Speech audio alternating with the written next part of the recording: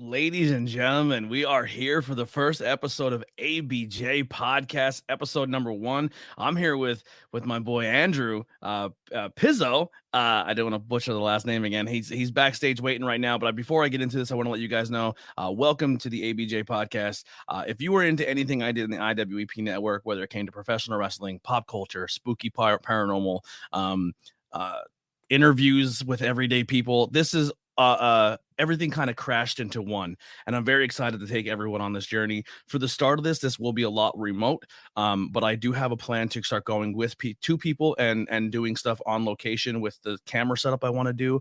Unfortunately, budget wise, I'm not quite there yet, but I want to get this started and rolling. I don't want to wait until I get the funds to get what I have. But if you want to support this podcast, check out the link tree below to find all things that I do. I have a Patreon that you can support, as well as merchandise or donations if you'd like to.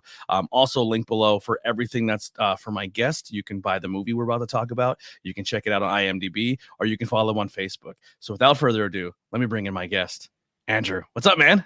Hey, what's going on, man? How you doing? Nothing. I am super excited about this. So if for the people who are brand new to the ABJ podcast, welcome. If for people who have listened to our previous episode, we've done this before on interviews with everyday people.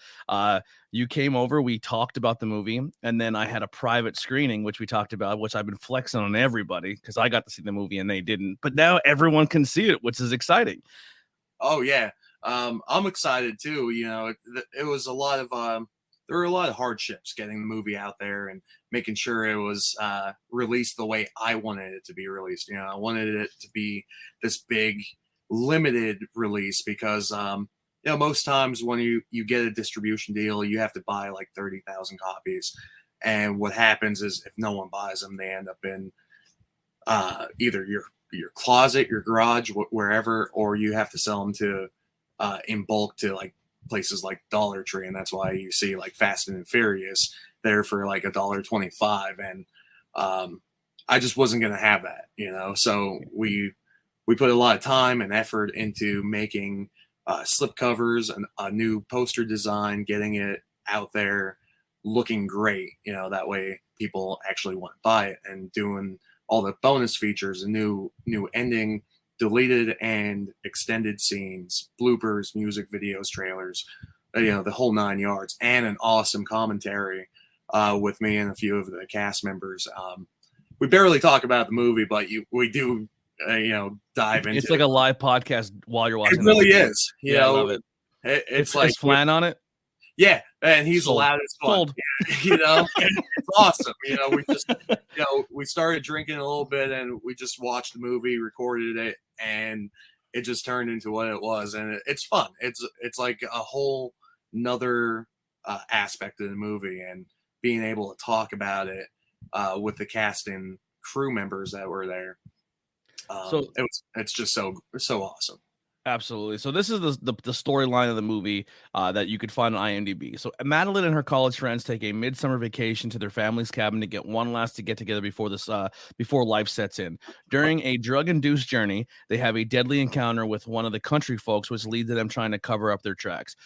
When the county folk find out that they are who they are and what they have done, all hell breaks loose. Watch as these cities folks fight to save themselves in this action-packed, thrilling, all-American horror movie that will leave you breathless. That is the absolute best synopsis you're going to get for a movie. Before we get any further, I want to put out right now, there are some explicit things that we're going to talk about. We're not going to give away anything in the movie, but if you do buy this movie or go check it out, there is absolute big trigger warnings in this. There are crazy violence. There is a little bit of we'll just say, I know like some platforms you can't say certain words, so we'll say there is a grape scene. You can use your imagination, and there's, like I said, it gets pretty wild. It is. It's very wild. So that is where I'm going to lead in with my first question. As I say, thank you real quick to the first person in the chat saying ABJ. So getting our first love there. Thank you so much, Alex. This movie went through a lot of hardships, right? You're saying you wanted this released the way you intended it to be released. There's a lot of pushback you got of saying they wanted specifically 3 things cut out of this movie. We don't have to get into what they are, but there was 3 things they wanted out. There was imagery of them in the movie. This one, I don't think is too much of a spoiler, but there was imagery of a swastika in the movie. That was Yeah, a big pushback. yeah, Um, that was big. yeah. And then there was 2 scenes that they either want it cut or at reshot or redone, and you wanted to keep them the way they were. Yeah, exactly. Distribution companies, along with film festivals, because we did the film festival first before looking for distribution, film festivals just kept denying it. You know, even Reading Film Festival, they messaged me right after I submitted, and they gave me my money back. They're like, I'm sorry, we can't screen this movie. You know, thank you for submitting. Maybe next year you could submit something else. And, you know, at the time I was like, that's awesome. You know, I set out to do what I wanted to do. But the thing is, you know, these festivals are outlets for me to show the movie to people that want to watch it. And most of the festivals we did get into were like the hardcore horror festival, you know, Your niche market. yeah, Phoenix Horror Con, you know, stuff like that. Like festivals made for a movie like this, because it's not mainstream. You know, I don't like the mainstream movies, and that's how Backroad evolved into what it was. You know, I was tired of watching a movie and it's the same damn thing over and over again. You know, an opening scene with no gore and it's supposed to hook you in. I wanted to do an opening scene where you know exactly what kind of movie you're watching, and it's not. And you do. Yeah, exactly. You know, and people are blown away. They're like, "Wow, like Literally blown. like what am I about to watch?" And you're about to watch Backroad, and you know, then there's people, hardcore fans, you know, the fans of this kind of movie, that come up to me and they're like, it wasn't X-rated enough. And I agree with them. I'm like, yeah, I agree.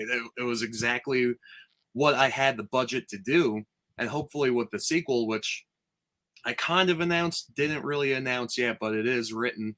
I want to start shooting that next year, since Backroad is kind of blowing up right now, because you know, we sold more than half our stock so far, and the signed copies went like hotcakes.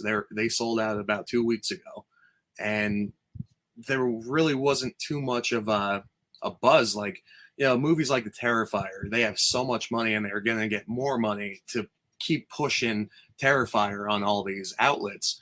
And we have we have no money backing us. You know, I have like $20 in my wallet right now for lunch, you know? So, I mean, Life of an artist, right? oh yeah, I was struggling autist, you Yeah. know, big deal for me. But, you know, just getting it to the right places, and even distribution companies, you know, after the festival run was, I don't want to say it was a failure. It was more of a not quite to the extent that I thought it was going to go. But that's when I started reaching out to distribution companies, and even distribution companies reaching out to me. And I'm sending back and forth, you know, the screener cut. And they're like, awesome movie, but we're going to give you nothing and cut it, and then hopefully never give you a paycheck again, you know? And it's like, no, you know, get out of here, F off, you know, because, you know, I want to be able to make some money. And that's when Scream Team came in, and just really kind of took it off. They were like, dude, this is a movie we want to show. And they even encouraged me to re-edit the movie so there's even more gore and longer scenes of gore. And I was like, I'm done with Backroad. You know, I spent years just cutting it together and getting it all fixed up. I watched it a million times. I want it out there. Just get it out there. And Yeah. they did. And it's fantastic. When I opened the box they sent me and I looked at it, I mean, I had like a tear rolling down my eye, because like, this is my movie. It's exactly how I envisioned it coming out, at least, you know. And you know, I'm just a fan doing it for other fans, not mainstream fans, you know, people like my friends, you know, degenerates that like watching this. Us scumbags. Yeah, scumbags, you know, trash, you know, the trash of the universe. But yeah, so there were a lot of hardships, you know, making the movie. to the point where actually making the movie, when we were going around and, you know, causing search and rescues, and causing hell, making a mess, that was the easy part. It was the easiest part was making the movie, you know, not getting it out there. So I'm feeling up to it to getting part 2 done next year. Kind of put a rush on that. So yeah. So yes, in the comments it says, "Is Mr. Pizzo director?" Yes, he is the director, editor, creator, writer. He is I all shot but it. all shot it. He is all but acting in it, essentially. uh, yeah, he is the lifeblood to this, which is my huge props to you, man. Because like I said, you set out, even doing this podcast, I get people like, "Yo, if you make it this or you do that, or you like, that's not my vision. I don't want to be the next that thing. I want to do Yeah. something on my own, you know."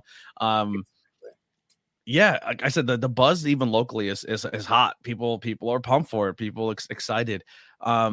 Now there is a story that we covered in the podcast, but we would be remiss if we didn't cover it once again here. So you said a little hint there of a search and rescue situation that you had with your movie. Let's talk about how the state police and FBI got involved with your movie. All right. It wasn't the state, the FBI. It was just I'm police. hyping State up and a little local. bit. Yeah, Thank state and God. local police. Yeah. But, so we shot a scene, and it wasn't even like a gory scene. It was basically it's a hit and run, and they dump the body of they hit a child, and they dump his body at a stripping pit. And we had permission to be there, you know, first and foremost, because we called Pig Naughty, and they sent a guy out to lead us up to this little area that you'll see in the movie. And we dumped the body, and there was blood, you know, some blood splatter and stuff like that. You know, nothing too major, just blood splatter. Well, somebody stumbled upon it on a quad. You know, maybe they were going swimming, I don't know.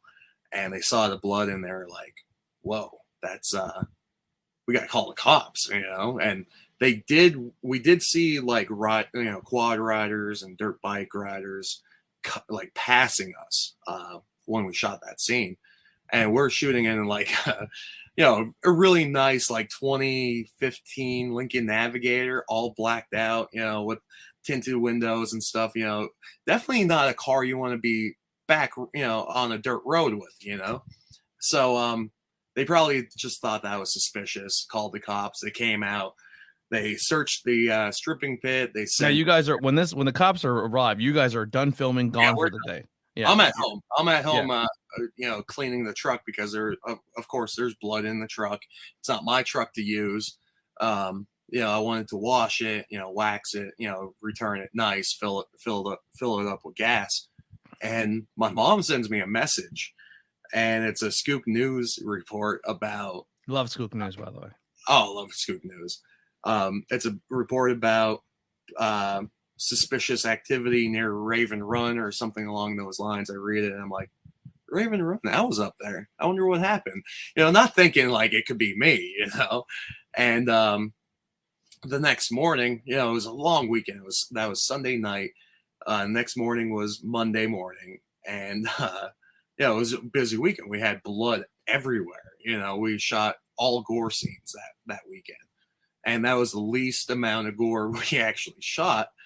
And yeah, I wake up the next morning and I read the report. I'm like, I should really contact them, because we were up there and we did leave a little bit of a bloody mess, which you can't clean up fake blood from dirt. You know, you just let the rain wash it out eventually. But I call the state police and kind of tell them everything that happened. And I was asking questions where it was, and they told me where it was. I was like, yeah, that was probably me that did that mess. And there really wasn't anything he could do, you know, to me, because since I had permission, which as any filmmaker, I Get permission all the time, you know, no matter where you are, you know, especially if you're making a mess like that, or you're shooting a horror movie where people are screaming, you know, cops just delay the day. And when I'm working literally 14, 15 hours a day, you know, controlling all these people making this movie, I don't have time to lose to talk to the cops about what we're doing. Mhm. That actually annoys the hell out of me because I'm focused on making the movie. And like when people come up and they want to talk to you while you're in work mode, it's just like, dude, I got a job to do. You could sit there and watch, and like maybe on lunch break we could talk, but we got to get stuff done. Because I hate wasting people's time, and I hate wasting my time as well. So you want to keep on track the entire time. And once you get off track, it's hard to get back on track because everyone's laughing and, either drinking or getting high, whatever they're doing to pass the time. So always get permission. I know that's what it all comes down to, and maybe hire security that they could just kind of push people away if you're filming like an intense scene in public. Luckily for me, Backroad was all in the country. We saw 3-4 cars passing by us when we were shooting the cop scene where they pulled the kids over. And nobody stopped and asked, "Oh, you guys okay? What are you guys doing here?" I think we had a lawnmower, someone on a lawnmower come down and just ask us if we were okay, and we're like, "Yeah, we're fine. We're just shooting a movie." He's like, "Okay," and he turned around and went back home. But which is a great alibi if you actually do commit a murder. Just be like, "Yeah, we're shooting a movie," and I'm like, "Oh, okay, see you later." Yeah. You're carrying a body out of fucking a car, and it's like, "What are you guys doing over here? We're making a movie, Oh, okay, see you." Yeah, I think there was a documentary I watched about a guy who was like killing people in his garage, and he would literally tell his neighbors that like, "Hey, I shoot movies in my garage, so you might hear screaming and you might like and hear like loud noises." And his neighbor's like, "Oh yeah, he just shoots movies over there." And then the cop's like, No, he was killing people." Oh, Like, yeah, that legit happened once. Yeah. oh wow, Yeah. that's awesome. But yeah, so what ended up being the result of this? The cops said they actually took samples and everything like that. Like it almost cost them a little bit of a penny to stumble across this scene. And by the time you were able to realize, oh, that might have been me. Yeah, it was about $25,000. Add that to the budget, man. You guys nailed it. No, I'm not adding that to the budget. I mean, they should have just gave me the money. I mean, Yeah. we'll make it better. But that's more than our whole budget for the movie.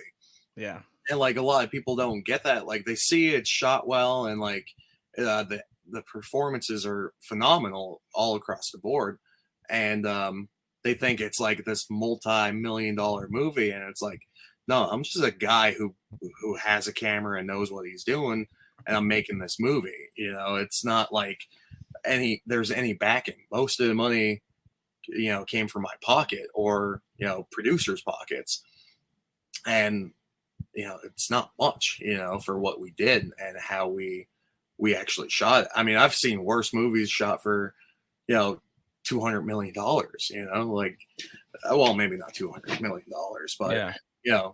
I'm not a Marvel guy, I'm more DC. So just about every recent Marvel movie, I'm kind of off the superhero phase. Now, one quick sidebar question. Oh, Did boy. you watch the new Doctor Strange? I did. What did you think as a horror fan? I did not enjoy it. Really? I liked it. I love Sam Raimi though. A lot of people do. I do. I don't. I hate The Evil Dead. I hate both. Really? Of them. All three of them. Well, everyone, it's been real. We'll see you next. Now. Yeah. That's usually what people say. Like even Flannery, he loves The Evil Dead, and I always bust on him. I'm like, I hate it. He's like, how could you make horror movies and be who you are and hate The Evil Dead? Yeah, everything about Sam Raimi is what you want to be in life. Like he made an independent movie with no money. Everything that you went through, Sam Raimi wrote the book on. Yeah, I know, and I hate it. I hate the movie. I mean, I'm just not a big fan of. I like his Spider-Man movies, but besides that, Darkman too. I always liked Darkman, but yeah, I'm sorry, to the world. I'm gonna get a bunch of hate because of that. Mario's already saying wow, and I mean, he didn't like Multiverse of Madness either, but he said, "Come on, man, Sam Raimi." Yeah, no, I'm sorry, man. I just don't. I don't like the Evil Dead movies, and I do like the remake. I actually adore the remake because it's actually scary. Like the Evil Dead remake is done very, very well. Yeah, it's done fantastically, and still doing it all practically with a bunch more money, I guess. I mean, I'm sorry, crucify me. Now, if people were to say what is the vibe, or if you had to compare it to a mainstream movie or a horror movie they've probably seen, where would Backroads fall into?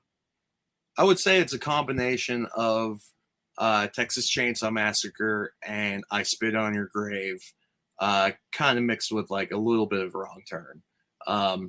Combine those movies and you kind of get Backroad.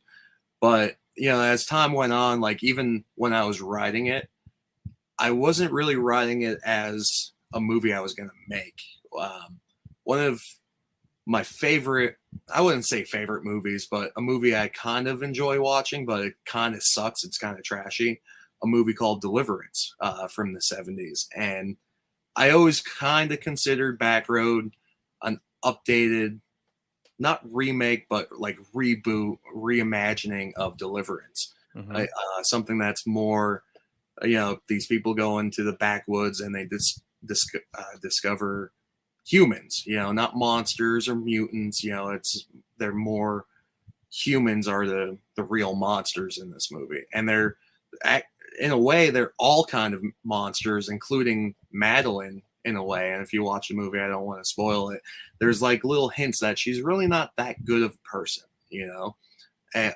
and I lost my train of thought.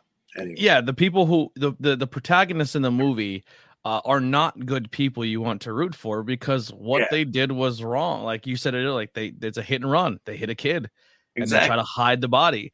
And what the body they end up hiding is a family that they didn't want to mess with. And like it, to me, it has that realism where if you go in certain parts of the, we'll just say Pennsylvania, imagine Tennessee, North Virginia, like all these like backwooded areas, if you're an outsider and you don't know your way around, you can easily be taken advantage of and taken to a spot where no one's going to hear you scream. You know what I mean?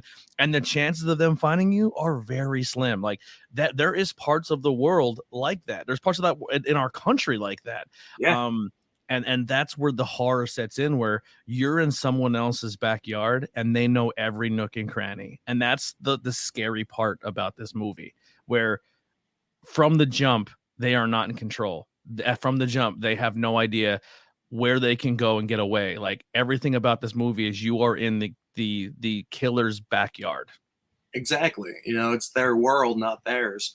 And like these people, they're almost like given everything in life. Like Fox isn't driving his car, it's his dad's car. They're all just the almost a reflection of today's society. They even changing a tire is a task for most people. Changing your brakes, doing, filling your gas pump. There's some people that never even touched a gas pump in their lives. So like, then they come into the redneck area, these inbreds who, this is their life, and they're slowly destroying it. But with Backroad 2, that whole world is going to kind of open up, because there's a lot more people than you know of kind of coming into this world. And it's a direct sequel to it. It picks up right where part 1 leaves off. So now the ending I seen, is that still the original ending, or did you change that? Because you said that if you buy the DVD, there's a new ending. Yeah, the new ending is actually the original ending. So the one I seen is the new ending. Yeah, that's the new ending. After, there's actually like 2 endings. There's one where she's kind of, well, don't say nothing. Yeah. I keep forgetting we're live here, and maybe people watch the movie. But there's a whole nother ending that it just didn't work out. There's some issues on set. One of the actors got stabbed in the face with a prop knife. A little tiny nick on his lip, but it kind of killed the vibe of the whole day. And I didn't feel, maybe the ending wasn't what I envisioned it being, but I think the ending just kind of suffered because of that little incident. And we were delayed And part of it was the cinematography as well. Trying to shoot it during sunup, like the second it turns from dark to light. Dark is tough. Yeah. So people who don't realize, a lot of times when you watch a movie and it's shot at nighttime, that's edited. That was shot, like, a lot of times they're shot in broad daylight and they edit it to look like it's night. Like they are so good at editing that you will think it's shot at night and it's not, because shooting in low light for a camera is extremely difficult. Yeah, it sucks, but that alternate ending, that was the original ending. I liked it to a point where I actually cut it together, but when I was cutting Back Road together and just watching the footage, I was like, no, I'm not doing this. I'm not ending it here. And I was, I kept thinking, like, I need this ending to be a lot bigger and better.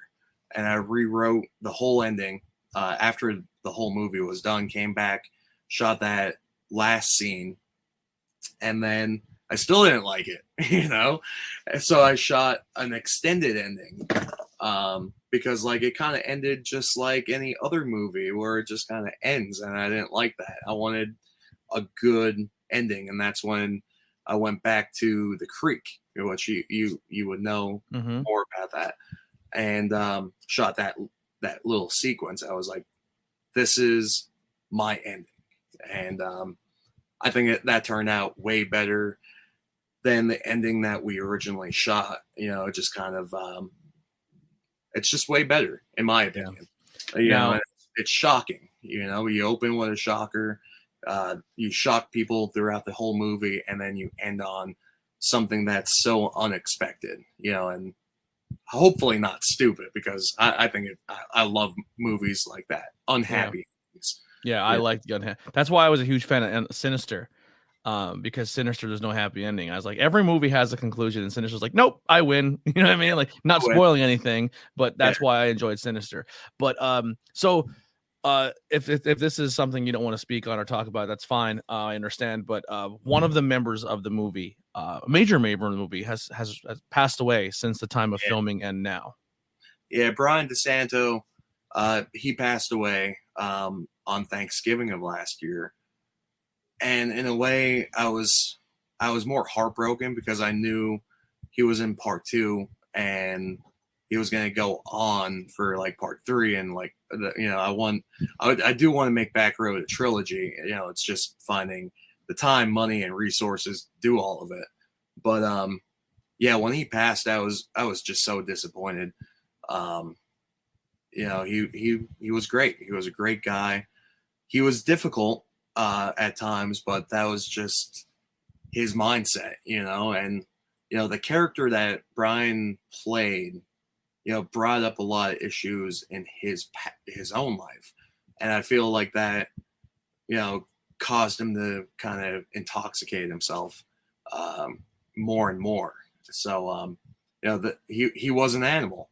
I know he loved whiskey, and when he got on set, we were shooting the dinner table scene, and I poured him a little bit, a pint of whiskey, thinking, okay, you could just sip on it throughout the night. That's enough.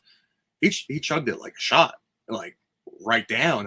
He's like, can I get more? And I was just standing there like, all right, here's a bottle. And he killed, I don't know what the correct term is, but the handle. Yeah, is it the handle jug of I think so, yeah. Jack Daniels, and he killed that whole bottle that night. So he was a drinker. He loved his whiskey, and I hope he's free from all his demons. It was just a traumatic loss for all of us. I was just he definitely plays the character. Like you watch him on set, you're like, this is him. You know what I mean? Like, I wish he was in the movie even more. I wish I shot more stuff with him, because I could have used it in either part 2, part 1, wherever. But I feel like, I think I did mention about rewriting parts of Back Road 2, and they're kind of the parts I need to rewrite. and because I'll never replace him. I could look for people for years and years, and I'll never be able to find someone as talented as Brian. He just brought it. He really did bring it. And the thing about him, he scared the fuck out of all the cast members. Everyone was afraid of him. Everyone hated him. Actually, they didn't want to work with him again. And he just brought that monster to life. He was a monster I helped him create. And hopefully with Back Row 2, I'll be able to kind of fix that little plot hole and continue the story and continue his legacy as that character, because he does play a huge role in part 2 and part 3 as well. And without him, it's still gonna go on, but just a little bit differently without him. So yeah, well, luckily you do have a good we'll say side partner to him in the movie as a family member who I think on screen very shined like a diamond, and that's Flan. Flan looks like a horror movie villain, and his persona and who he is as a person and his love for horror, he gets it.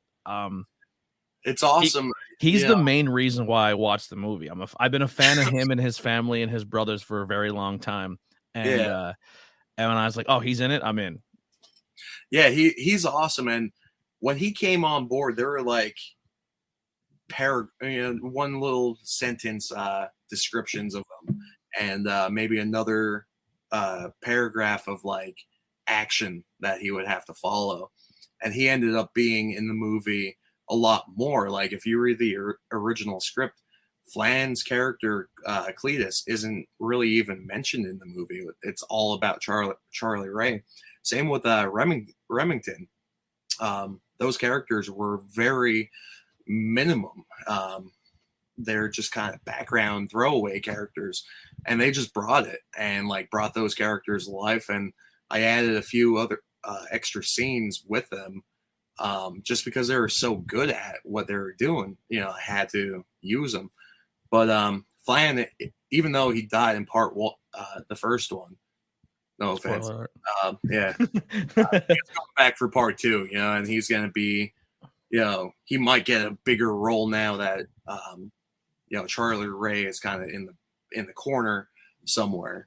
So he is coming back not as Cletus, but a new character. Because he's different. He got fatter. He looks completely different with longer hair and the beard now. He looks completely different. So it's kind of easy to bring him back in as a new character. And his character is going to be basically Ryan Flannery playing a psycho again, which, isn't too, they're not too far apart. So, yeah. But, another thing with this movie that I feel like a lot of people are going to be really, really shocked with a low budget and independent film, and essentially what you did with what you had. The cinematography is good. The drone shots you use are well over the mountaintops, and everything like that was done very, very well. Camera work was good. But the real show stealer to this movie, and I think the big thing about your productions that you do and your things going forward, if you're interested, go check out recently at Pilguru, they shot a commercial for their upcoming beer, and you guys were behind the special effects and the things that happen in that commercial. But these special effects in this movie are brilliant. There's going to be times where you're watching this where you're like, was that real? Was that a legit thing? Because we'll say during the triggering part of the movie where some people, like I said, if you're first time tuning in live or you're listening to this, if there are certain gratuitous scenes that you're not comfortable with in certain horror movies, this is not for you. Like we said before, not a mainstream movie. No. But the scene that is going to be the most triggering to you, most horror movies are going to cut away and make you think with your imagination that what's happening. You guys go for it. And not only do you go for it, but the special effects make you think, am I looking at something that's real? Well, that's good. And for being a lower budget movie, independent film, the special effects shine through. So let's give some props to the special effects guy and who you work with. The special effects guy was Matt Stroger and Tom Smith. Tom Smith is from Sick and Twisted Effects. Matt Stroger, we still work with. He did all the work in the Pilgaroo commercial. He's a fantastic guy. Both of them are good special effects artists, and both of them together just really made them shine.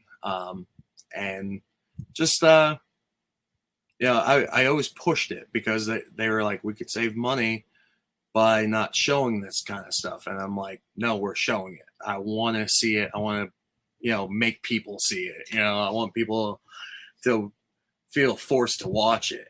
Because like that was the main goal of Backroad, because they're always cutting away. They're always cutting away from the gore because someone's like, oh, I don't want to see that. Well, I want to see it. So, go see like Disney movies or something. If I walk into an R-rated movie, I want to be blown away. I want to feel like I'm watching an R-rated movie. And to me, Backroad really isn't R. It is like that NC-17. It could be an X. You know what I mean? X rating. A lot of people are like, is that porn? Are you watching porn? No, I'm not. I'm not making porn. I'm not watching porn. I'm making a homage to like Friday the 13th when they first submitted that. They got their dreaded X rating, which no theater would show, and I wanted to pay homage to that X rating, and show people like, yeah, we could show gore now, because there's a bunch of like underground movies, like unearthed films, the American Guinea Pig movies where it's nothing but gore, and people love that. There's freaks that watch that. I mean, I watch it too, but I don't watch it on, weekly or anything. It's just cool to kind of watch. You're having a bad day. Yeah, cut up this woman tied to a bed for the whole movie. Let's do it. But I did want to tell a story. I didn't want it to just all be gore. I wanted it to kind of, be this intense ride where it just keeps getting worse. Their day just keeps on getting worse and worse, and the special effects that you see, we show them, because like that's a fun part of horror movies, spraying people with blood and showing people killing people, having fun, like that's just like disturbing, and that's the kind of movie I want to watch, and like my friends want to watch, and hopefully it gets out to the right people and no one puts it in on like Thanksgiving dinner, even though usually I would watch like I Spit on Your Grave or Cannibal Holocaust, on there's some Cannibal Holocaust vibes. Yes, and that's one of my top 10, I would say. Cannibal Holocaust, movies like Salo, which Salo's just, the book's worse, but I mean the movie's just like, no wonder that they killed the director off, before the movie was premiered. So, but. Yeah. It is. Oh, it sure, is. go Go ahead. I was a little bit of delay. I apologize. It's good. Like I said, very well done. I think people are going to enjoy it. But like I said, if you're very sensitive things, maybe take a pass on that one. You know what I mean? When we sat down back in 2018, you were at a point where you're not defeated, but you were definitely in this mindset where you're like, I don't know who's going to see this. Like you kind of, when we sat down to the interview, it's like, we're doing an interview about a movie no one can see. You were being shut down by all film festivals, all streaming services. You were in a point of despair. I think there's a little bit of lag. He stepped away for a second. You back? Can you hear me? Yeah. Okay. Your camera turned off for a second. Sorry. But yeah, so you were in that spot. And I told you then, and I was like, hey man, don't be upset about this. The audience that you're trying to make this movie for is going to hear it's been banned here. And I told you to use your marketing. I said, lean into this. It's been banned here. It's banned from there. Nobody will play this movie. Nobody will let you see this movie. And you kind of did as well with like you sold popcorn bags and airplane barf bags. You know what I mean? Like you knew what you made. You knew who this audience was for. And I think you're going to be rewarded for that and sticking true to your vision.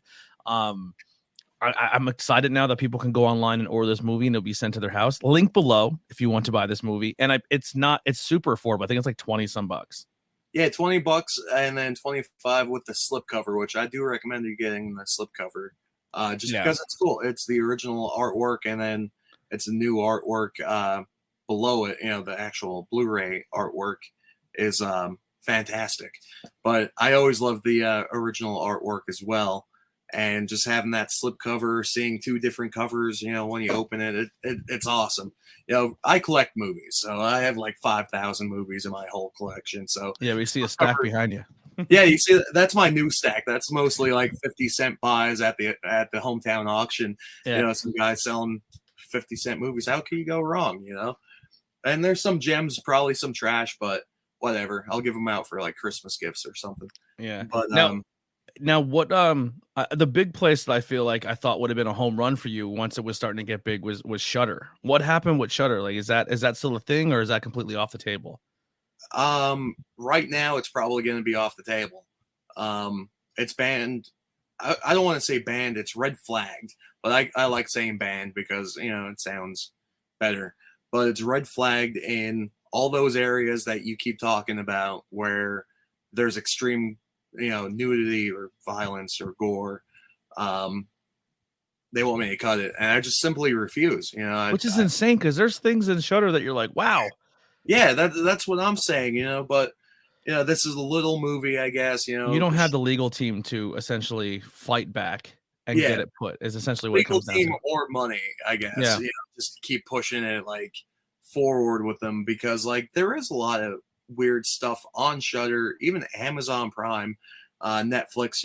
There's all kinds of weird movies and movies that show this kind of stuff, but I guess it's just too extreme for them. Special effects guys, your guys killed it. I pushed them to show it. They're like, you're probably gonna end up cutting this, and I'm like, I'm not. I'm shooting it the way I'm cutting it. I'm getting the shots that I need that match up in my mind how I see the movie. So like I was always pushing on that. There's only one kill in the movie. It's axe killing, where it's like it cuts away, and that was like, how are we gonna do that, without spending a lot of money? And they killed it on that as well. Even though I think the axe looks a little fake, but that's probably just me. Hopefully, not too many people will notice that. But that's only like cutaway kill that we actually see in the movie. I think I'm almost positive. So yeah, I've only seen it 500,000 times, so who knows? Yeah, it's something, man. Like I said, it's really it's done well. And it's cool that it came from, essentially came from the Skook, Yeah. It's something that I think people in the area can kind of hang their hat on and be like, yo, it's kind of dope that this came from our backyard. Yeah. About 85% of the movie was shot in Schuylkill County. Like I said before, we had Gears Brewery sponsor us. We showed their products in the movie. We shot down at Pat Garrett's, which I'm not too sure if that's across the Schuylkill line, but it's still local to us, whatever. I wanted to get Yingling to sponsor us. They never responded back, but it's probably for the best because we made our own like beer labels out of IPC or IBC root beer. Just stuck them on, and like we had soda, fake drinkable beer, I guess. So it was fun, just getting those little details. I think it was Wyatt Coin Ale or something like that. One of the bands we used, they printed up stickers and they were like, "Here, use these for the beer bottles." I'm like, "Oh, fuck yeah, let's do it." So I slapped them on like a 24-pack. I still have one in the fridge, but it's probably like flat by now, or it's fine. But what was your question? I'm sorry. Just kind of just talking about the movie in general. I'm actually pulling up some photos here that I'm going to drop in that people can see. So we talked about, the main guy in the movie, unfortunately, who passed away. This is the shot of him here during the movie. And then I just wanted to put this up for people to see. This is the movie and the slipcover right now available. Screamreleases.com. So make sure you go check that out and support. Some awards won here. I have put up the Film Festival Awards for Best Special Effects, as well as second runner-up for Backwood Hardcore Horror Fest. Oh yeah, that was crazy. I went there. That was in 2019, right before COVID, I believe, or maybe 2018 actually, late 2018, and we went there to Indiana, small little theater, awesome guys that run it. And I didn't expect to win anything because it was a one-day event. There are movies like Clownado playing, and there's another movie by Dread Central that got pretty big a few years ago. I forget the name of it, but it was shot really nice. And Clownado had some awesome gore in it. I enjoyed it, and I hate movies like Sharknado and just any clown movie. I'm so in for the campy shit. I love it. I know. I mean, Velocipaster. yeah. I heard about that. I haven't seen it. I've seen it on Amazon Prime. I'm like, oh, it's stupid, but it's great. I gotta be like trashed to enjoy movies like that, and I don't get trashed too often. And if I do get trashed, I want to watch something good and not waste my time. Like Basket Case 2 or 3 or something like that. But for the that it was just shocking, when they announced best special effects, and I was like, oh my god, Backroad won best special effects. That's awesome. And then right after they did runner-up film or second, I forget how they placed it, like second place or runner-up film something. And I ran back up. I was like, oh my god, we won 2 awards at our first film festival circuit. And that's when I kept pushing it in other film festivals and just kind of wasting time, because like it really didn't go too much further. We did get some special effects, but at the time I didn't know you could still find distribution and still submit to those film festivals. So in that time period, for future filmmakers, I would definitely find distribution first, then start submitting to film festivals. And hopefully by the time Backroad actually, or your movie, not Backroad, your movie actually comes out, you could sell it immediately. There's no waiting, and that was most of the heartache, was just waiting throughout the film festival period, then the COVID period. And then from the time we signed the paperwork for Backroad with Scream Team, it's over a year now since we've signed that paperwork, going on 2 years actually. And the movie's just coming out now. So, you have time to do the film festival run and still get the movie out there at the same time without that waiting period. So, So in closing, anything you want to say to the people listening, or words of encouragement for people who want to make a film or anything like that? Honestly, there's a few things I do want to say about that. When I first started writing Backroad, I had no idea how I was going to make it. I knew I'd have to make it on my own, but then I found a small team, and that's really all you need to get started. Just find people that read the script and they're like, dude, this is awesome. I want a part of it. Like, that's how I found Ryan Flannery. He found out I was making a movie in the Skook. He messaged me. He was like, dude, I want in. I want to know more about it. He read the script. He's like, this is awesome. I'm in. And we're still working together. And just slowly build your team of people that, support you, creatively and like morally, be a good person. And if you have enough passion and drive, you'll be able to do it. Just don't expect to make much money off doing it. That's the thing, everyone wants like that big Terrifier moment, where you make a movie and you make millions off of it. but that comes to people that wait and keep doing it. You know, even if you don't make it your first time, you know, there's always a second time and a third time, because even with Backroad, I was like, what's next? What am I going to do next? And I ended up doing commercial work and another feature film, and actually 2 feature films after Backroad.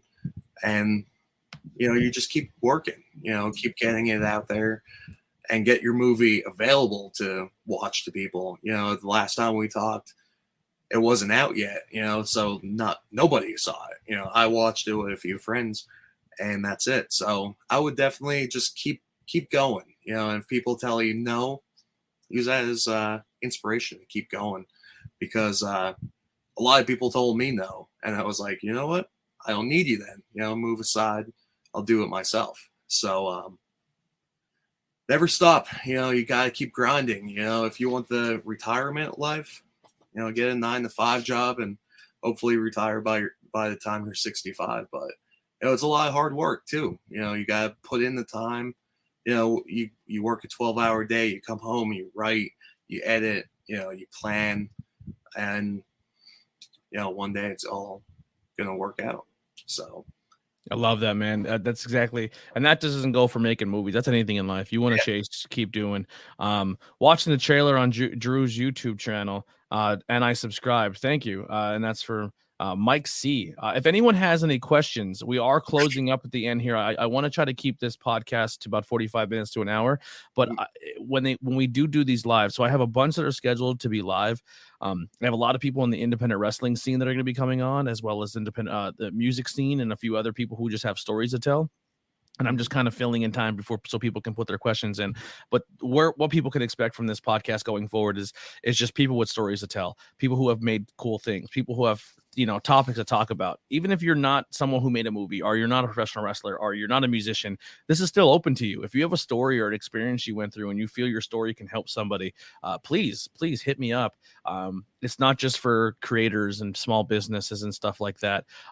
It's open for everybody. So if you want to be a guest on the podcast, please, Anthony Blackwell Jr. on all social media. You can follow me and shoot me a DM, and let's get it set up. I have a bunch of interviews set up, but we can get you in. But here was our first question. Thoughts on Tom Savini? He's my favorite. I know for me personally, I love Tom Savini. I met him twice, and Dawn of the Dead is my all-time favorite movie. I love Dawn of the Dead, and I'm reaching for something because I got to hold the cock gun. The cock gun from Dusk Till Dawn. Dusk Till Dawn, yeah. That's so awesome. Oh, there goes a bunch of stuff that sounded expensive. No, it's fine. So,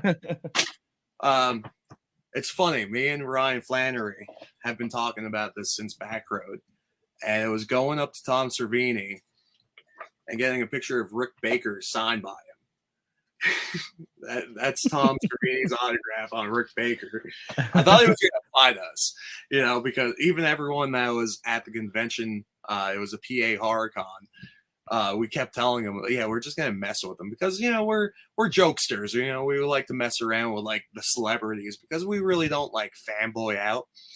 You know, when we meet people, I'd rather meet people and just have a good conversation with them. Same. Or like mess with them, you know. And I don't want to say what other stuff I did, but this was probably the best. Just walking up to him, and I'm like, "Here, I have something for you to sign," and I hand it to him, and he's looking at it. He just looks up, but this is Rick Baker, and I'm like, "Yeah, I know. Can you sign it?" He's like, "Why?" I'm like, "It's awesome." Like, well, maybe one day he'll see it. And he signed his name, and we got a picture. It was me and Flannery by it. That got it signed, and we took a picture with him, and he's just so happy. And Ryan, like, he's like, yes, walking around screaming. I was like, so I do like Tom Savini. Rick Baker is better, but Tom Savini did a lot more horror than Rick Baker.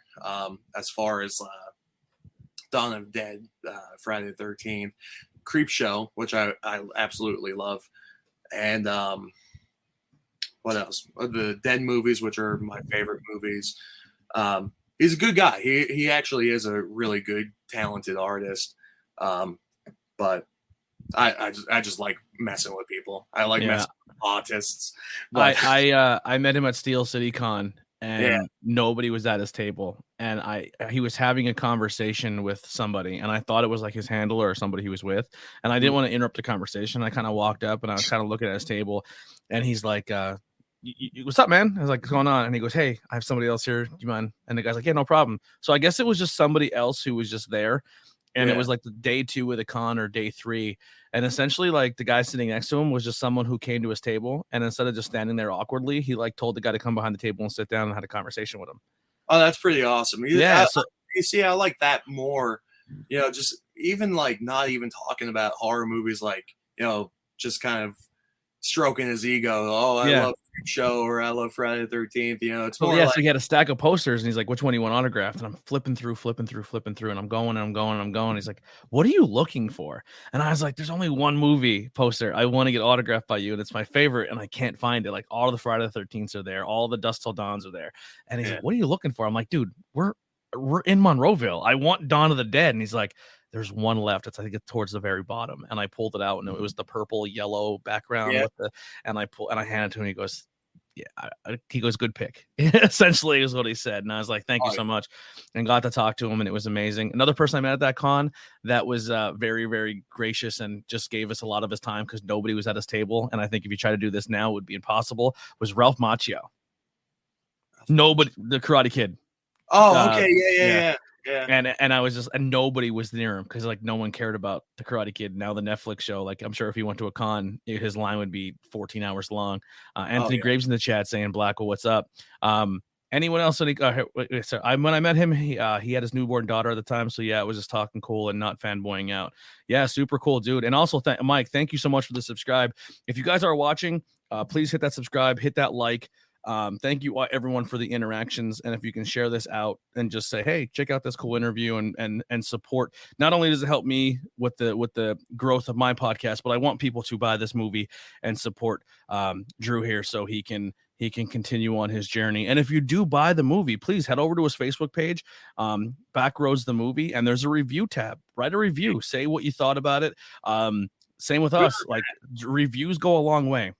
This will be out audio only also, but the video aspect will come first to everybody. But anything else, Drew, in closing?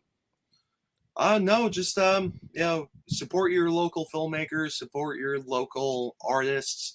You see us walking around, just come up and give us $1. No, I'm just joking. But just support, and it could be any way. Just liking their stuff on Facebook, leaving a review, sharing it. That goes a long way because people might see that are interested in it. Because people are always asking me like, why aren't you in Hollywood yet? And because you haven't shared my shit. You saw my TikTok. I love that TikTok about I heard that. I'm like, yeah, you didn't share my stuff because you share stuff or you like it, and that's all you do. I mean, it's just like you have to support each other. It's not, and so many people look at it as a competition. I'm always sharing other people's stuff when I have time. I'm terrible on social media, especially with birthdays.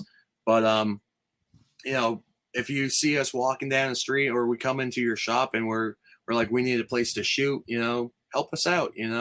Help, come on the podcasts, do whatever you can to help people like us out, because we're following a dream and we really want to keep succeeding at that dream. Because a lot of people think like, oh, we're just like stay at home like artists that we don't work, we don't do anything. I still have my 40-hour a week job. I'm still hustling, getting stuff done.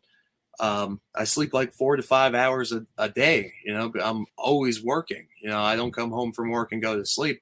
I mean, once in a while, when I was sick a few weeks ago, I came home and went right to bed. But now, it's grind time. I have a few projects that I have to get out of the way before I go to sleep. So just, I have a podcast later, and I have about two to three videos I have to edit. We did some content that's coming on YouTube very soon, and I have to sit and edit. It's a grind, man. I feel you. It really is.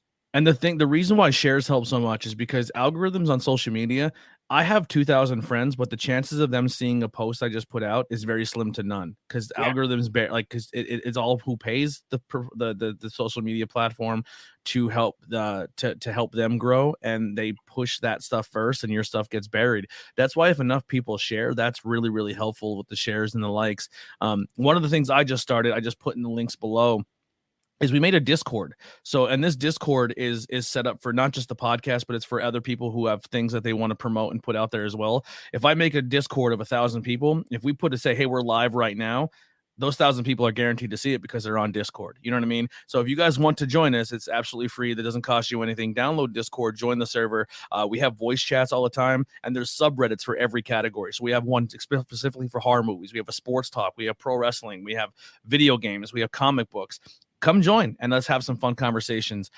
That's all I really got. Drew, thank you so much once again. Make sure everyone goes out, buys Backroad the movie, leave a review, tell people what they thought of the movie. Everyone who joined in, thank you. Make sure you hit that like, share, and subscribe. And that's going to do it for episode 1 of the ABJ podcast. Grab your merchandise, Patreon, and donations are all in the link tree below as well. I love you, man. Thank you. Love you too, man. Thank you. And thank you. Hang out backstage so I can give you a proper goodbye, and we're going to close out of here with some music by the Converse Kid, Billy Trey himself, specially made for me. I love him.